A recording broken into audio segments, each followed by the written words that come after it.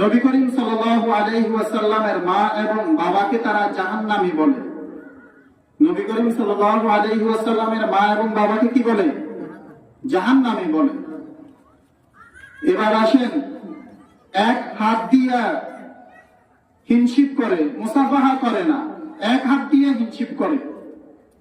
এক হাত দিয়া হিনশিপ করলে এটা কি মুসাফাহা হয় না হিনশিপ হয় বলেন?